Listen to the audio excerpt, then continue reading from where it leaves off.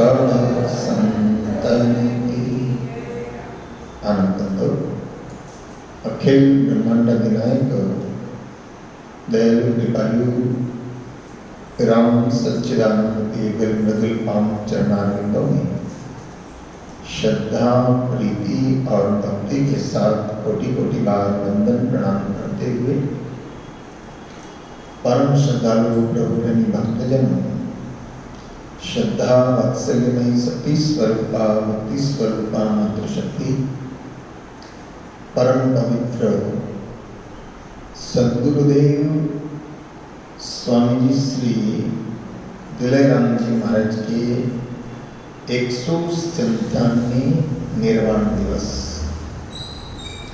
जिन महापुरुष की पावन तपस्थली में आप सब यहाँ बैठे हुए हैं और उन दुलैराम जी महाराज के द्वारा स्थापित 35 रामद्वारों में सबसे पहला रामद्वारा वडोदरा, पहला रामद्वारा 35 स्थान के उसमें पहला स्थान उन्होंने जो स्थापित किया।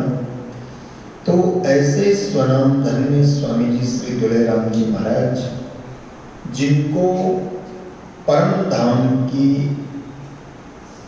यात्रा पर परम धाम पधारने पर के 197 वर्ष, तो 197वीं ये उनकी निर्वाण तिथि और शीघ्र ही 20 शताब्दी हो जाएगी, 3 साल के बाद में 200 वर्ष पूरे हो जाएंगे। तो ऐसे महापुरुष को देखिए, जन्मना तो संसारियों का और संतों का एक जैसा होता है, बराबर। जैसे संसारी जन्मते हैं ऐसे संत भी जन्मते हैं, इसलिए महापुरुषों की जयंती का उतना महत्व नहीं है। जयंती का भी महत्व है लेकिन इतना महत्व नहीं है जितना महत्व उनके निर्वाण तिथि का है।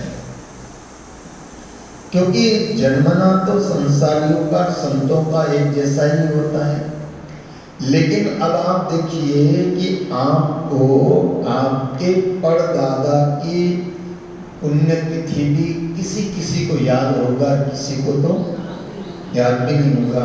अरे परदादा की छोड़ो, दादा की भी याद नहीं रहती, और दादा की छोड़ो, मैंने तो कई लोग ऐसे देखे कि माँ बाप की भी पुण्यतिथि कब गए कुछ मालूम नहीं रहता है। लेकिन देखिए दुलैराम जी महाराज को परम धाम पधारे 197 वर्ष हो गए, लेकिन फिर भी उनकी निर्वाण तिथि पर कितने ही रामद्वारों में आज से सत्संग के सत्कर्म के कार्यक्रम वर्षों से चल रहे हैं और चलते आ रहे हैं और चलते रहेंगे। क्योंकि संत का इस संसार में आगमन भी मंगलकारी है और संत का परम धाम की यात्रा भी, परमात्मा की प्राप्ति की यात्रा भी मंगलकारी है। और इसीलिए ध्यान देना कि जब संसारी लोगों की मृत्यु होती है तो लोग रोते हैं। क्या संसारी लोगों की मृत्यु होती है तो लोग रोते हैं, दुखी होते हैं। संत की भी मृत्यु होती है तब भक्तों को दुख तो होता है, लेकिन संत की मृत्यु का भी एक उत्सव होता है। क्या होता है? तुमने सुना कभी कि जन्म का तो उत्सव होता है, लेकिन मृत्यु का उत्सव मात्र किसका होता है? संत की मृत्यु का उत्सव होता है। क्यों? क्योंकि आया जिस घट जाना। संसारी मरता है, वो कहाँ से आया है लेकिन कहाँ जाएगा ये कुछ पता नहीं है। लेकिन संत की जब मृत्यु होती है तो उसको पता है कि मैं जहां से आया हूं वहां परमात्मा में से आया। इसलिए संत जो है वो क्या होते हैं? परमात्मा के अंश अवतार होते हैं। क्या होते हैं? अंश अवतार होते हैं। और कितने स्वयं का तो उन्होंने कल्याण किया ही होता है, ध्यान देना, संत ने अपना कल्याण किया है। और कहा है कि सिद्ध होना इतनी महत्वपूर्ण बात नहीं है, लेकिन संत होना बड़ी महत्वपूर्ण बात है। क्योंकि सिद्ध उदारी ते आपनी, संत भी सिद्ध होता है लेकिन वो उसकी सिद्धियों से कम आकर्षण होता है, लेकिन उनका संतत्व पर ज्यादा आकर्षण होता है। इसलिए कहा गया है कि सिद्ध उद्धारे दे अपनी और संत उद्धारे अनंत। सिद्ध व्यक्ति तो सिर्फ अपना ही कल्याण कर पाता है, लेकिन संत तो रत्नों का कल्याण कर देता है। और आप देखिए कि दुलेराम जी महाराज जब संसार में हयात थे शरीर से, तब भी अनंत अनंत लोगों का उद्धार किया। और उनके जाने के बाद भी ये 10,000 शब्दों वाली दुलेराम जी महाराज की जो दिव्य अनुभव वाणी है, उस वाणी जी के माध्यम से अनंत अनंत लोग गिर रहे। और इसीलिए हमने यही प्रयास किया, दुलेराम जी महाराज की वाणी पहले प्रिंटेड नहीं थी, छपी हुई नहीं थी, लेकिन आपको याद है कि वर्षों पहले, करीब 6-7 साल हो गए, तो वाणी जी प्रिंट हुई और सबको सुलभ हो गई, हर एक व्यक्ति वाणी जी को प्राप्त कर सकता है। तो ऐसे महापुरुषों का जीवन तो कल्याणकारी होता ही है, लेकिन उनके जाने के बाद भी कल्याणकारी कार्य होते रहते हैं। आप देखिए कि ये सत्संग जो 4 दिन का रखा है, ये दुलेराम जी महाराज के निर्वाण उत्सव के उपलक्ष्य में सत्संग रखा है। और जाने के बाद भी आपको हमको सुमिरन मिल रहा है, सत्संग मिल रहा है और सेवा के मौके मिल रहे हैं। ये स्वामी दुलेराम जी महाराज की कृपा है, स्वामी दुलेराम जी महाराज की कृपा है। तो दुलेराम जी महाराज के एक शब्द को लेकर के हम चर्चा करेंगे, दुलेराम जी महाराज की वाणी का ही एक शब्द लेकर के और हम चर्चा करेंगे। जैसे रामचंद्र जी महाराज की वाणी में सबसे महत्वपूर्ण साखी है रमती राम गुरुदेव जी। कईयों को याद होगी, किस किस को याद है? रमती राम गुरुदेव जी उन्नतिहूं काल के संत और जिनको राम चरण की वंदन आर।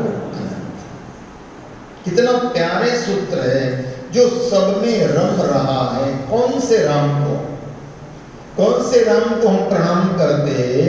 बोले जो सब में रम रहा और सब में रम भी रहा है और सबसे अलग भी है। तीत का मतलब क्या होता है? अलग। रम का मतलब सब में रम रहा है और तीत का मतलब जो सबसे अलग भी है। ऐसे राम को हमारा प्रणाम। गुरुदेव जी, पहला प्रणाम परमात्मा को और दूसरा प्रणाम गुरुदेव को। जो रामचंद्र जी महाराज ने साखी कही है, वही शब्द दुलेराम जी महाराज के द्वारा भी कहे गए हैं कि रमती राम गुरुदेव जी उन्नतिहूं काल के संत। बोले जो सब में रम रहा है उस राम को हमारा प्रणाम। और दूसरा प्रणाम किसको? उस राम की पहचान हमको कराई है, उन गुरुदेव को हमारा प्रणाम। लेकिन गुरुदेव कैसे मिलेंगे? बोले गुरुदेव मिलेंगे संतों का सत्संग करने से। और इसलिए मैं अक्सर कहता हूं कि आप डायरेक्ट कभी भी गुरु धारण मत करो। हमारा स्वभाव क्या है? हमने जिसको धारण किया उसको तुम धारण करो, नहीं। पहले क्या करो? पहले सत्संग से शिक्षित हो। क्या करो? सत्संग करो और सत्संग करते करते तुम्हारे अंदर गुरु भाव पैदा हो, तब गुरु धारण करो। तो संतों के माध्यम से कौन मिलता है? गुरु मिलता है। गुरु के मिलने का कारण है सत्संग, संत जन। और इसलिए रामचंद्र जी महाराज ने कहा, मैं तो एक काल के संतों को नहीं, मैं तो तीनों काल के संतों को प्रणाम करता हूं। जो पहले जो हो चुके कितनी बड़ी बात कही रामचंद्र जी महाराज ने कि जो पहले संत हो चुके उनको भी मेरा प्रणाम, और जो अभी है धरती पर, जो हो चुके उनको प्रणाम, और जो अभी है उनको मेरा प्रणाम। और बड़ी अद्भुत बात कह दी कि जो होने वाले हैं उनको भी मेरा एडवांस में प्रणाम। कोई कर सकता है ऐसा? बड़ा मुश्किल है कि अरे होंगे, कौन होंगे क्या पता, लेकिन रामचंद्र जी महाराज ने कहा मेरे को तो जो हो गए उनको भी प्रणाम, जो है उनको भी प्रणाम, और जो आदि सत्य, जुगादि सत्य, है भी सत्य और होगा भी सत्य। जिस बात को नानक ने कहा ना, नानक ने कहा आदि सत्य यानी जो पहले हो चुके हैं, जुगादि सत्य, जुगो जुगों से जो सत्य है, और है भी सत्य, और अभी है जो भी सत्य है, और नानक होगा जो भी सत्य, यानी तीनों काल के संतों को मेरा प्रणाम। वही बात स्वामी दुलेराम जी महाराज की वाणी का बड़ा प्यारा सूत्र है। जैसे रामचंद्र जी महाराज की ये प्रसिद्ध साखी है, ऐसे दुलेराम जी महाराज की पहली साखी, वाणी में पहली साखी, और वो क्या है? अखंड राम गुरु संत जन। आप सभी बोलिए, अखंड राम गुरु संत जन, मंगलमय सुखधाम। अखंड राम गुरु संत जन, मंगलमय सुखधाम। शीश नाय कर जोड़ नित्य, कर दूले प्रणाम। बोले मैं नित्य प्रणाम करता हूं। और ध्यान देना, नित्य प्रणाम कौन कर सकता है? जो निरअहंकारी है।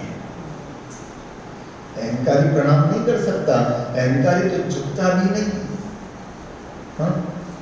कौन झुकता है? बोलो ना। झुकता वही है कि जिसमें जान होती है, झुकता वही है कि जिसमें जान होती है, और अकड़ना तो मुर्दे की पहचान होती है। तो दुलेराम जी महाराज कहते हैं मैं नित्य प्रणाम करता हूं। और भगवान राम जी क्या करते हैं? बोलो ना। प्रातःकाल उठ के रघुनाथ, प्रातःकाल उठ के, पाँव से गाओ, प्रातःकाल उठ के रघुनाथ, प्रातःकाल उठ के रघुनाथ, मात पिता गुरु नावई माता, मात पिता गुरु नावई माता। प्रातःकाल उठ के रघुनाथ, प्रातःकाल उठ के रघुनाथ, मात पिता गुरु नावई माता, मात पिता गुरु नावई माता।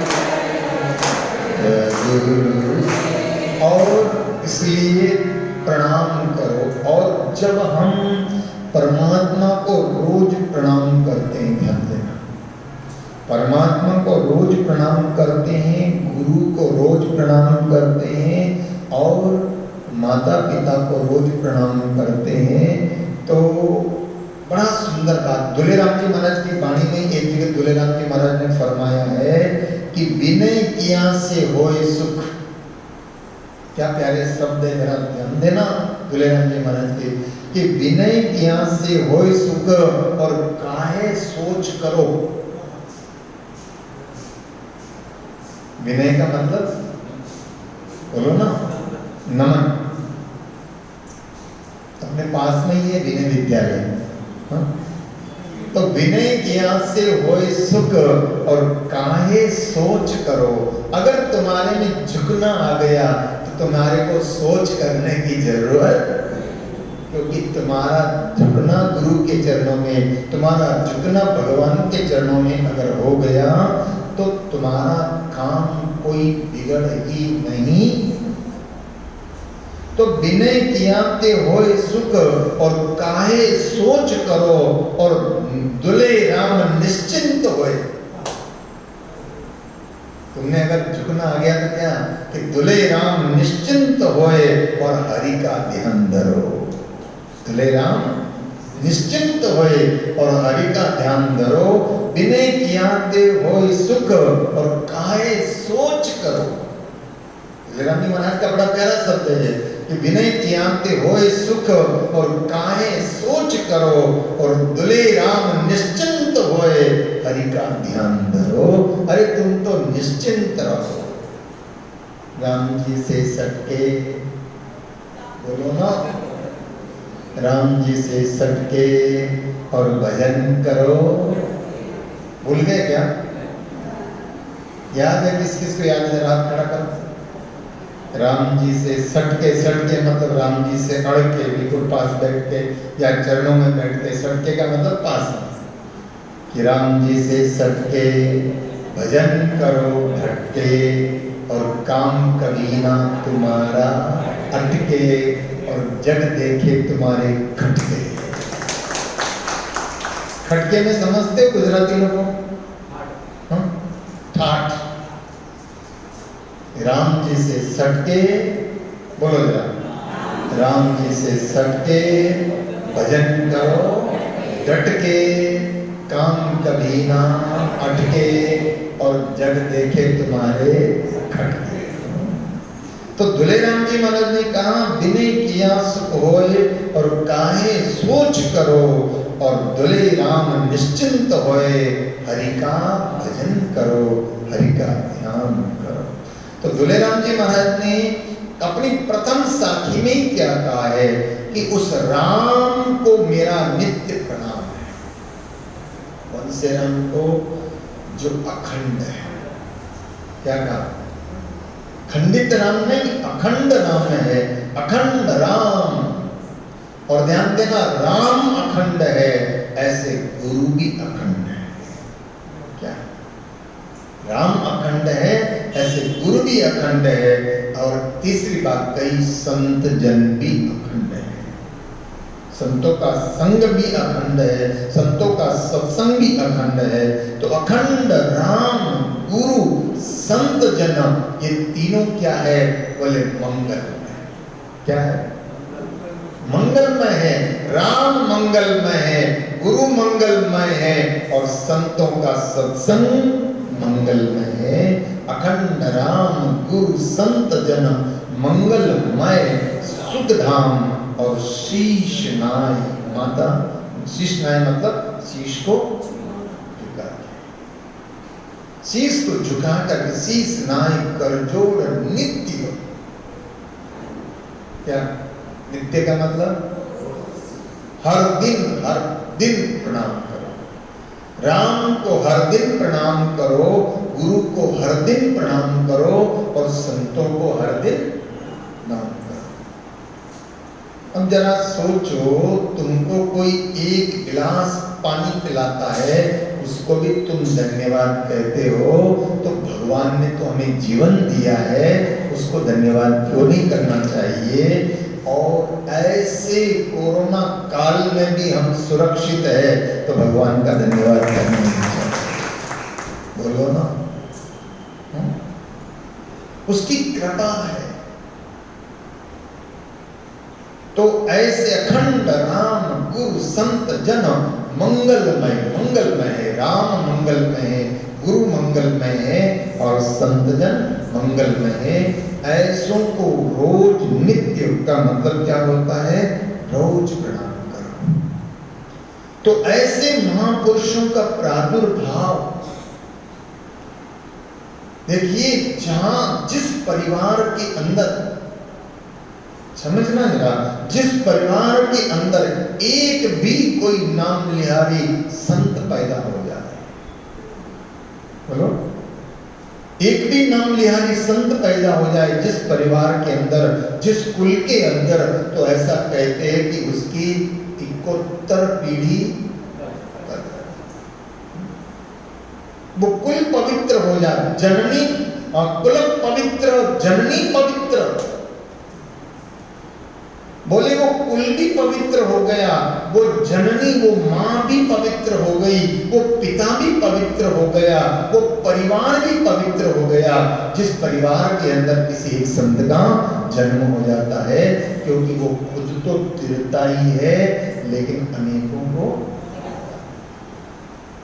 तो यहाँ बताया गया है कि दुलेराम जी महाराज का जन्म जो है वो कहाँ हुआ? जयपुर में।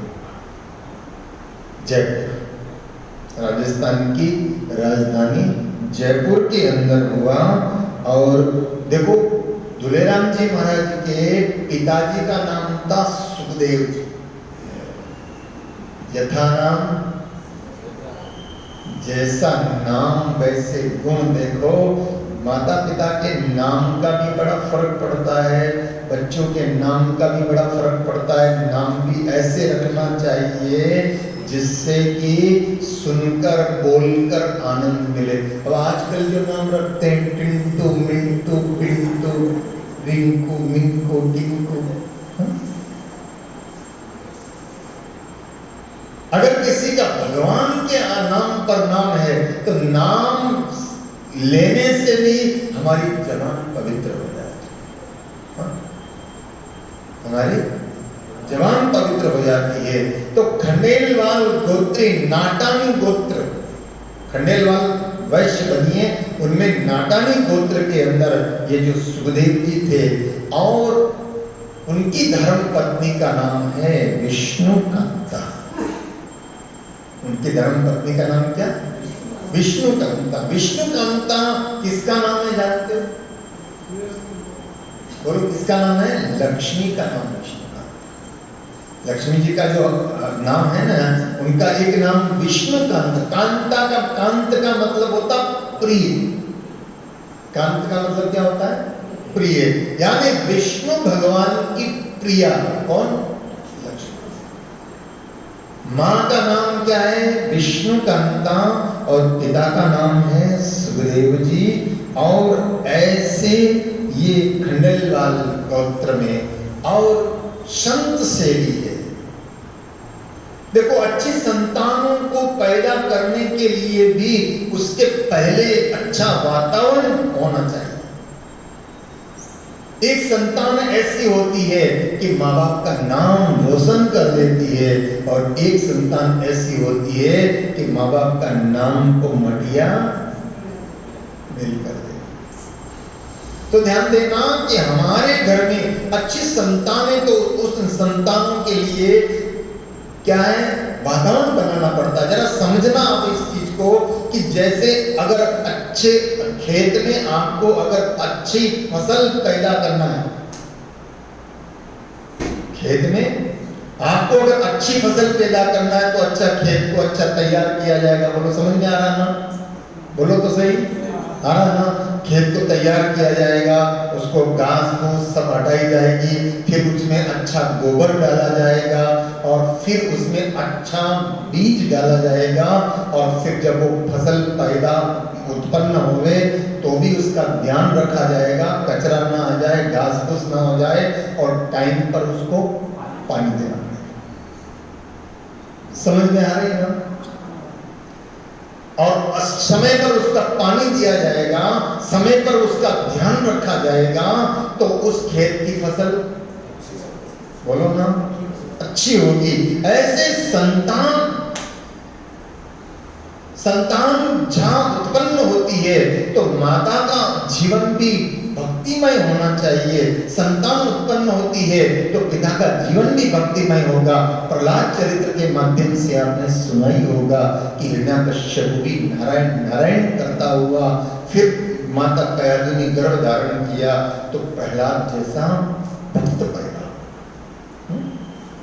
तो घर परिवार वातावरण, और इसलिए मैंने आपको कई बार कहा है कि हमारे यहाँ जो 16 संस्कार है, कितने 16 संस्कार है, उन 16 संस्कारों के अंदर एक संस्कार है गर्भधारण संस्कार। ये वासनात्मक बात नहीं, जरा समझना मेरे भाई बहन, ये हमारे शास्त्र में प्रमाण बताया गया है कि कौन से दिन स्त्री पुरुष को मिलना, किस दिन न मिलना, ये सारी बात शास्त्र के अंदर जो बात बताई गई है। कैसी संतान अगर आप चाहते हैं, भगवत भक्त संतान चाहते हैं, प्रभु प्रेमी संतान चाहते हैं, राष्ट्र भक्त संतान चाहते हैं, तो ये शास्त्रों में सारी चर्चा है। अच्छी संतान प्राप्ति के लिए भी अच्छा वातावरण, अच्छा माहौल, अच्छा दिन, ये सारी चीजें गर्भधारण संस्कार जो 16 संस्कारों में एक संस्कार कहा गया है। तो ऐसे जो है सुखदेव जी की धर्म पत्नी कौन? विष्णु संत सेवी है, भगवत प्रेमी है और सत्संग प्रेमी है। और ऐसों के यहाँ पर एक दिव्य ज्योति माता विष्णु कांता के गर्भ में उस बालक का आगमन हुआ। और उस बालक का जब आगमन हुआ तो जब वो माँ विष्णु कांता गर्भवती हुई ना, तो घर के अंदर एक पवित्र आत्मा का गर्भ में प्रवेश हुआ, तो वातावरण बदला गया। देना आप जानते हैं, किसी व्यक्ति का हमारे घर में आगमन होता है ना, तो बिगड़े हुए काम भी। क्यों तुम कहते हो संतों को कि महाराज एक बार मेरे चरण घुमा दो? क्यों कहते हो? मेरा काम काज जरा गड़बड़ हो रखा है मेरी दुकान पर, बोलो ना। क्यों कहते हो संतों को कि मेरी दुकान पर चरण घुमा जाओ? मुझे बड़ा प्यारा लगता है, मैं इंदौर जाता हूँ तो या फिर ब्यावर जाता हूँ, वहाँ हमारे सिंधी भगत बहुत है। इंदौर में हमारे बहुत सिंधी समाज में तो पूरा रामद्वारा बना है इंदौर के अंदर, ईशानगर के अंदर रामद्वारा बना हुआ, विशाल रामद्वारा बना सिंधी समाज का। मतलब करीबन भक्त तो सभी है, लेकिन वहाँ करीब 90% पैसा सिंधी समाज का लगा। तो जब जाते हैं तो वो अपनी सिंधी भाषा में कहते हैं, अरे साईं चलो ना एक बार चरण घुमा के आओ ना दुकान पे, साईं चलो ना घर पे चरण घुमा कर। बहुत संतों को साईं बोलते, राम जी बोलते, फिर भूल जाते, तो बोले राम जी चलो ना। तो बड़े प्यारा उनका भाव रहता है। मैंने कहा क्या कर, अरे साईं आप चलोगे तो हमारा घर का वातावरण बदल जाएगा। तो ध्यान देना, एक व्यक्ति का आगमन होता है तो हमारा घर का वातावरण बदल जाता है। ऐसे हमारे घर में अगर सही समय पर सही संतान प्राप्ति के लिए हमने शास्त्र के नियम प्रमाण का अगर पालन किया है, तो हमारे घर पर कौन अवतरित होता है? कोई दिव्य आत्मा का आगमन होता है, अच्छे जीव का आगमन होता है, अच्छे प्राण आगमन होता है। और इसीलिए ध्यान देना, भागवत के प्रसंग को याद करना, जब दिति ने गर्भ धारण किया और वो भी संध्या के समय धारण किया, तो राक्षस पैदा हुए, याद है ना? हाँ, ऋषि ने मना किया कि ये संध्या समय है, ये गर्भ धारण करने का समय नहीं है। लेकिन दिति काम वासना के वशीभूत होकर के, और आखिर में फिर ऋषि कश्यप को कहना पड़ा कि तेरे संतान तो होगी, लेकिन समय कौन सा था? संध्या का समय। और इस समय तेने गर्भ धारण किया है तो तेरी संतानें कैसी होगी? एक संतान ऐसी होती है कि जो अपने आचरण से माँ बाप का हृदय खुश हो जाता है, और एक संतान ऐसी होती है कि माँ बाप को जिंदगी भर छाती कूटनी पड़ती है, और क्या कहते हैं, राम ये पैदा ही नहीं हुआ होता तो विष्णुकांता के गर्भ में उस दिव्य आत्मा का आगमन हुआ, और घर का वातावरण ऐसा आनंदमय हो गया। घर में जो कामकाज थे वो कामकाज और दिन दोगुनी रात चौगुनी वो उन्नति करने लगे, और समय आया 9 महीने के पश्चात कौन सा जेठ सुदी एकादशी का दिन आया। कौन सी? निर्जला एकादशी। निर्जला एकादशी का दिन आया, जेठ शुक्ल पक्ष की एकादशी है। और एकादशी को हम क्या कहते हैं? एकादशी का एक नाम शास्त्र में है हरिवासर। क्या है? हरिवासर। हरिवासर यानी हरि का दिन, भगवान का। वैसे तो सारे दिन भगवान के ही है, लेकिन देखो जो कभी कोई मंदिर नहीं जाता, कई लोग नहीं जा पाते हैं, तो वो सोचते हैं आज तो एकादशी है। बोलो ना, हाँ आज तो एकादशी है, चलो मंदिर जाके आते हैं। आज तो एकादशी है, चलो हम ना कहीं प्रसाद ले लेते हैं। चलो आज तो एकादशी है, कहीं कोई गरीबों को भोजन करा देते हैं। कराते नहीं कराते कि एकादशी है तो कुछ दान कर देते हैं, पुण्य कर देते हैं। तो वैसे ही भगवान की याद रोज आनी चाहिए, लेकिन रोज नहीं आती है, लेकिन एकादशी को तो ऐसा पवित्र दिन, और वो भी निर्जला एकादशी। और निर्जला एकादशी का परम पावन दिन है, और अभिजित मुहूर्त, जिस मुहूर्त में भगवान प्रभु श्री राम का प्राकट्य हुआ, ऐसा ही निर्जला एकादशी का पावन दिन है। और यहाँ सुखदेव जी खंडेलवाल माता विष्णुकांता के गर्भ से उस निर्जला एकादशी के दिन अभिजित मुहूर्त के अंदर एक बालक का जन्म हुआ है। और जहाँ बालक का जन्म हुआ, भक्तों के हृदय में आनंद ही आनंद हो गया। भक्तों में आनंद भयो, जय सतगुरुदेव की। भक्तों में आनंद भयो, जय सतगुरुदेव की। जय सतगुरुदेव की, मेरे जय हो सतगुरुदेव की।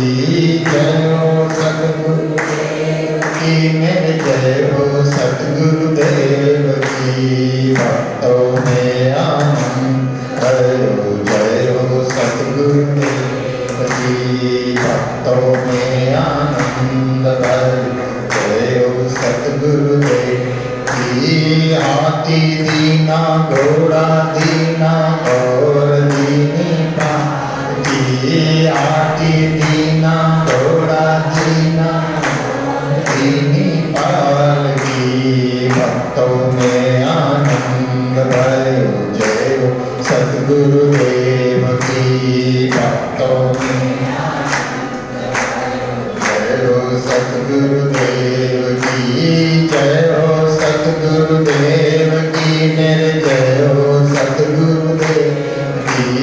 जय हो सतगुरुदेव की, मेरे सतगुरुदेव की। भक्तों में आनंद भयो, जय हो सतगुरुदेव की। भक्तों में आनंद भयो, जय हो सतगुरुदेव की।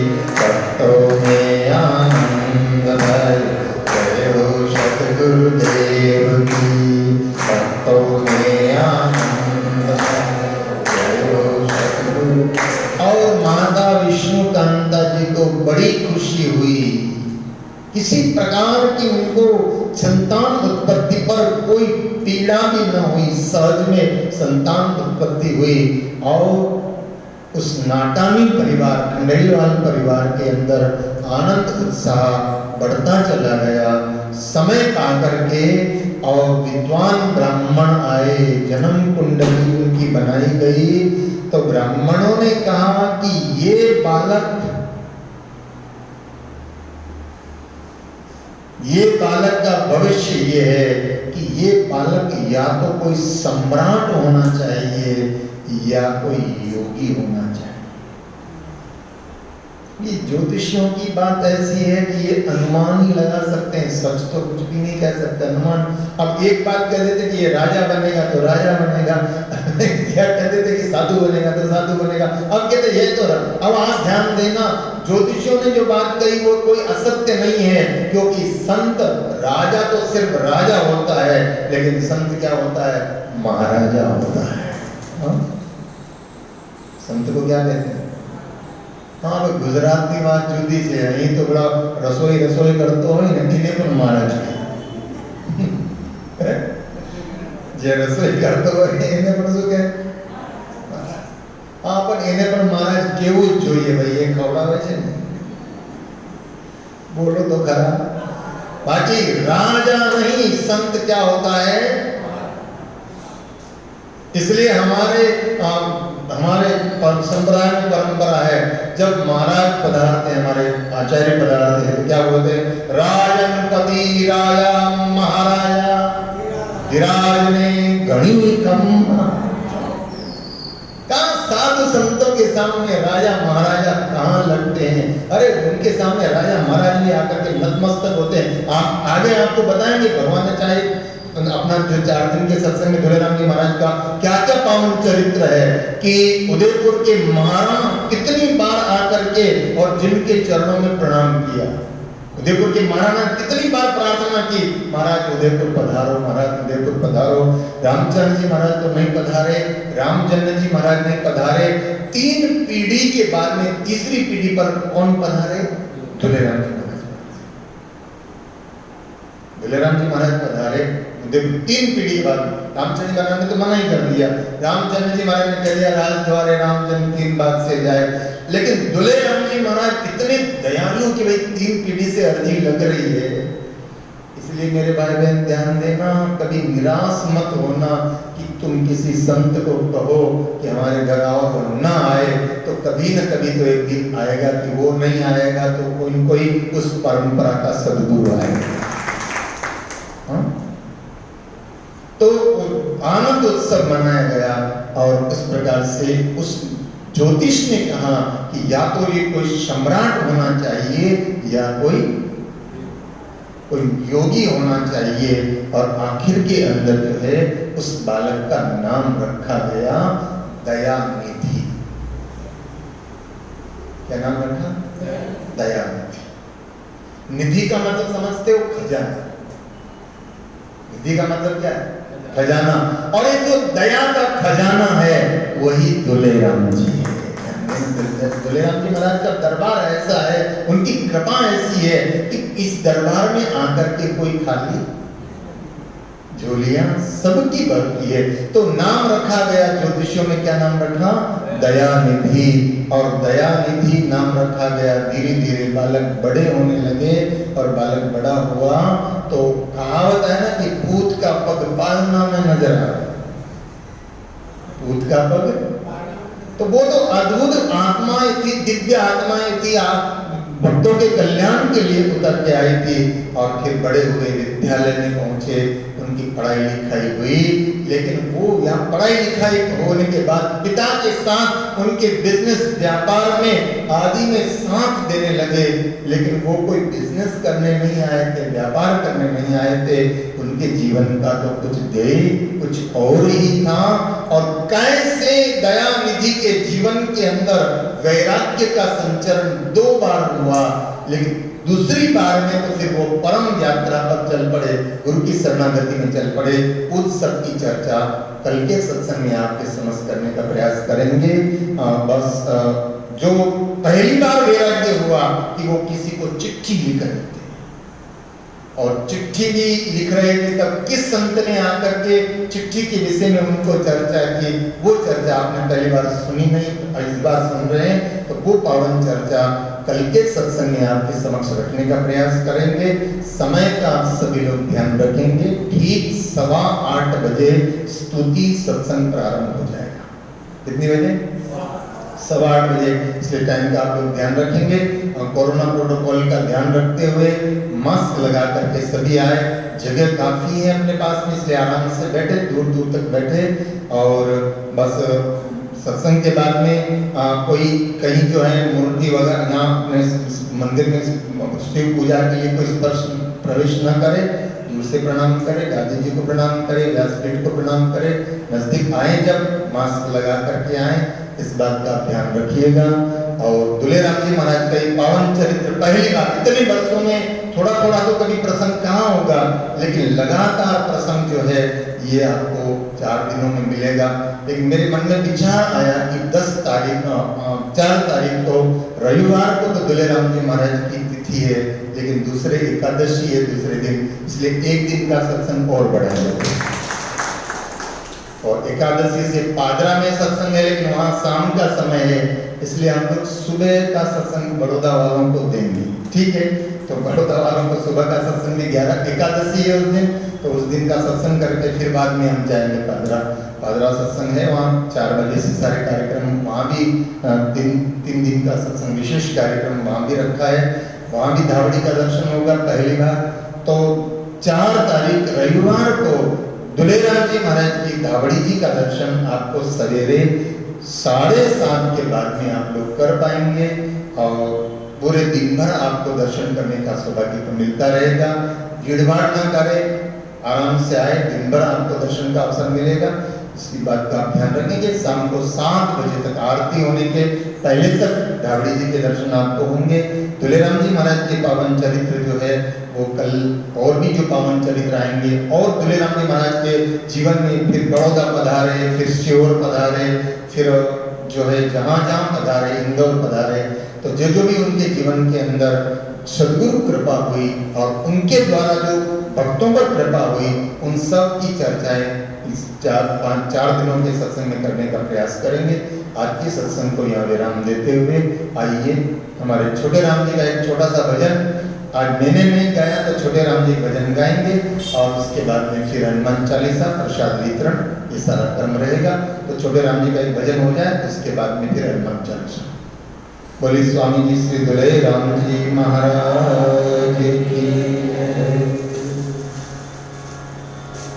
सुख का सागर नाम है, दुख का बंधनहार, राम चरण तलिए नहीं बजिए बारंबार।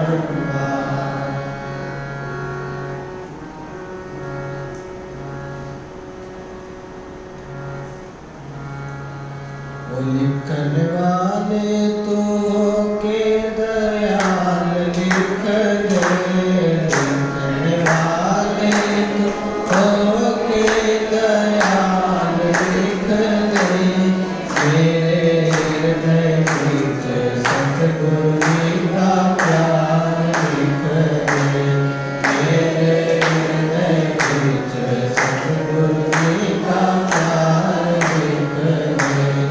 लिखन वाले तो के दयाल लिख दे, लिखन वाले तो के दयाल लिख दे, मेरे हृदय बीच सतगुरु जी का प्यार लिख दे, मेरे हृदय बीच सतगुरु जी का प्यार लिख दे। जीवा पे लिख दे नाम गुरु का, जीवा पे लिख दे नाम गुरु का, कानों में शब्दों की झनकार लिख दे, मेरे कानों में शब्दों की झनकार, ताली बजाए, मेरे हृदय बीच सतगुरु जी का प्यार लिख दे, मेरे हृदय बीच सतगुरु जी का प्यार लिख दे।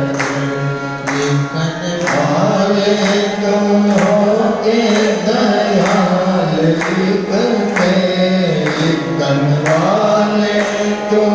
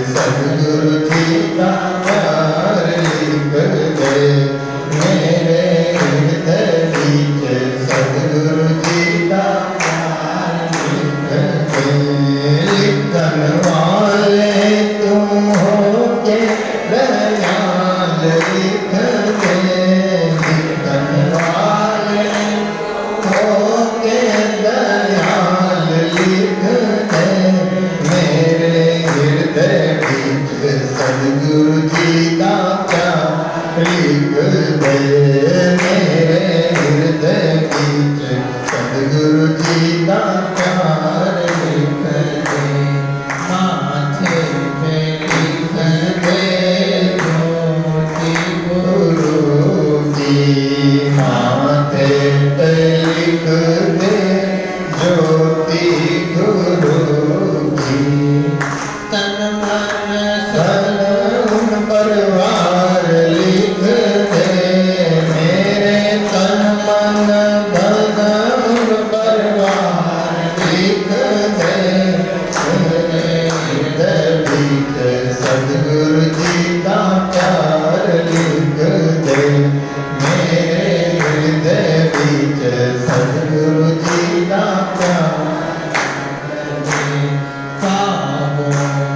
लिख दे जाना गुरु के द्वार पाँव पे लिख दे जाना गुरु के द्वार सारा ही जीवन उनके साथ लिख दे मेरा सारा ही जीवन उनके साथ लिख दे मेरे हृदय बीच सद्गुरु जी का प्यार लिख दे मेरे हृदय बीच सद्गुरु जी का प्यार लिख दे लिखन वाले तुम होके हाल लिख दे लिखन वाले तुम होके नाम लिख दे मेरे हृदय बीच सद्गुरु जी का प्यार लिख दे मेरे हृदय बीच सद्गुरु जी का प्यार लिख दे मेरे हृदय बीच सद्गुरु जी का प्यार लिख दे। कभी मत लिखना गुरु से बिछुड़ना कभी मत लिखना बिछुड़े चाहे संसार लिख दे बिछुड़े चाहे संसार लिख दे मेरे हृदय बीच सद्गुरु जी का प्यार लिख दे मेरे हृदय बीच सद्गुरु जी का प्यार लिख दे लिखन वाले तुम होके दयाल लिख दे लिखन वाले तुम होके दयाल लिख दे मेरे हृदय बीच सद्गुरु जी का प्यार लिख दे मेरे हृदय बीच सद्गुरु जी का प्यार लिख दे गुरु चरण सरोज रज निज मन मुकुर सुधार वर्णम रघुवर विमल यश योदायक फल चार बुद्धिहीन तन जाने सुमिरो पवन कुमार बल बुद्धि विद्या देव मई हरम कलेश विकार जय हनुमान ज्ञान गुण सागर जय कबीर तिहु लोक उजागर रामदूत अतुलित बल धामा अंजनी पुत्र पवन सुत नामा महावीर विक्रम बजरंगी कुमत निवार सुमति के संगी कंचन वरण विराज सुरेशा कानन कुंडल कुंचित वेशा हाथ वज्र ध्वजा विराजे कांधे मूंज जनेऊ साजे शंकर सुवन केसरी नंदन तेज प्रताप महाजगवंदन विद्यावान गुणी अति चातुर को आतुर प्रभु चरित सुनबे को रसिया राम लखन सीता मन वसिया सूक्ष्म रूप धरि सियहि दिखावा विकट रूप धरि लंक जरावा भीम रूप धरि असुर संहारे रामचंद्र के काज सवारे लाए सजीवन लखन जियाए श्री रघुवीर हरष उर लाए रघुपति कीन्ही बहुत बड़ाई तुम मम प्रिय भरत संभाई सहस वदन तुम रोय सिधाई अस कहि श्रीपति कंठ लगावे सनकादिक ब्रह्मादि मुनीषा नारद सारद सहित अहिंसा यम देव पाल काल जाके कर तो विद कई सके कांपे तुमा पधार सुग्रीव दीना राम मिलाए राजपद दीना तुम्हारो मंत्र विभीषण माना लंकेश्वर वै सब जग जाना योग सहस्र योजन कर भानु लील्योतारि मधुर फलदान प्रभु मोक्तिका मिल मुक्तमान जल जलानि गए अचरज नाम दुर्गम काज जगत के देते सुगम मंत्र तुम्हारे देते राम दुआरे तुम रखवारे हो कन्या बिन पैसारे सब सुख लहे तुम्हारी शरणा तुम रक्षक काम को डरना आपन तेज समारो आपे तीनों लोग आंखते कांपे भूत पिशाच निकट नहीं आवे महावीर जब नाम सुनावे नासे रोग हरे सब पीरा जपत निरंतर हनुमत बीरा संकट के हनुमान छुड़ावे मंत्रम वचन ध्यान जो लावे सब पर राम तपस्वी राजा तिनके काज सकल तुम साजा और मनोरथ जो कोई लावे सोई अमित जीवन फल पावे चारों युग कर ताप तुम्हारा एक और सिद्ध जगत उजियारा साधु संत के तुम रखवारे असुर निकंदन राम दुलारे हर सिद्धि नवनिधि के दाता असवर दीन जानकी माता राम रसायन तुम्हारे दाता सदा रघुपति के दाता तुम्हारो भजन राम तुम पावे जन्म जन्म के विकर से रावे अंत काल रघुवर पुर जाई जहाँ जन्म हरि भक्त गाई और देवता कीर्तन गाई हनुमत से ही सर्व सुख करे संकट कटे मिटे सब पीरा जो सुमिरे हनुमत बलबीरा जय जय जय हनुमान गोसाई कृपा करो गुरुदेव की नाई जो सतवार पाठ कर जोई